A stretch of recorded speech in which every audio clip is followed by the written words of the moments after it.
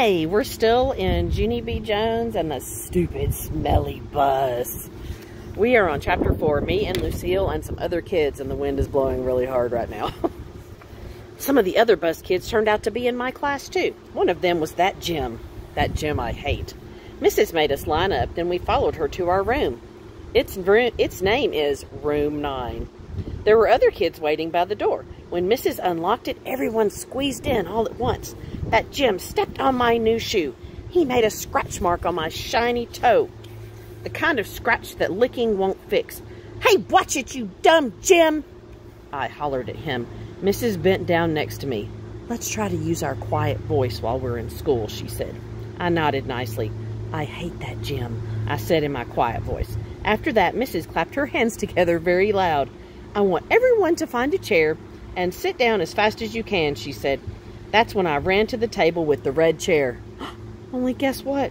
There was already someone sitting there. A girl with little red fingernails. And so I tapped on her and said, "I would like to sit there, I think." "No," she said, "I am." "Yeah, only I already picked that chair out," I told her. "Ask my mother if you don't believe me." But the girl just shook her head no. And then Mrs. clapped her loud hands again and said, "Please find a seat." And so then I had to quick sit down in a stupid yellow chair, the same stupid color as the stupid yellow bus. After that, Mrs. walked to a big closet in the back of the room. It's called the supply closet. She got out boxes of new pointy crayons and some white circles. Then she passed them out, and we had to print our names on the circles and pin them to our fronts. It was our first work. "If you need help spelling your name, raise your hand," said Mrs. I raised my hand. "I don't need help," I told her. "Grandma Miller says I print beautifully."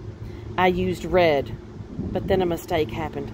I made my Junie too big, and there wasn't any room left for my B, and so I had to squish it very teeny at the bottom. "I hate this stupid, dumb circle," I hollered. Of course, I didn't holler. I guess I need to read ahead. Oh, let me get her in the sun. Mrs. made the shh sound and gave me a new one. "Thank you," I said nicely. "Grandma Miller says I print beautifully." The girl with the little red fingernails was faster than me. She showed me her circle and pointed to her letters. "Lucille. That spells Lucille," she said.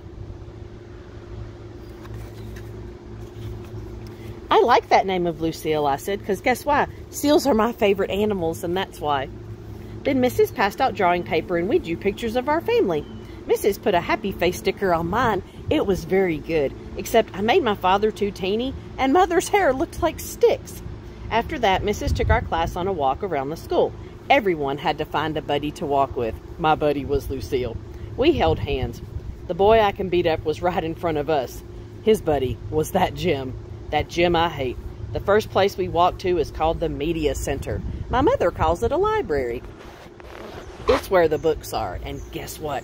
Books are my favorite things in the whole world. "Hey, there's a gene of them in here," I hollered, feeling very excited. "I think I love this place." The librarian bent down next to me. She said to use my quiet voice.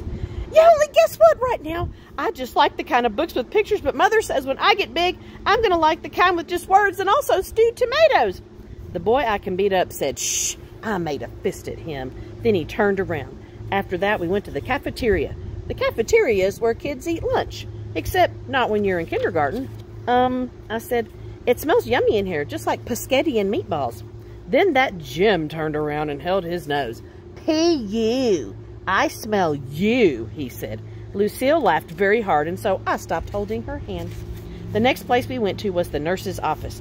It's very cute in that place. There are 2 little beds where you get to lie down, and 2 little blankets that are the color of plaid. Our nurse doesn't look like a nurse. She doesn't wear white clothes and white shoes. Our nurse is just a regular color. Lucille raised her hand.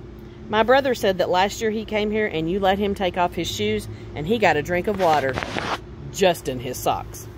That Jim turned around again. "P.U. I smell your feet," he said to Lucille. This time Lucille stuck her tongue at him.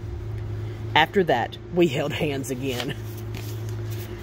Tune in next time for Chapter 5, where Junie B gets to meet Principal.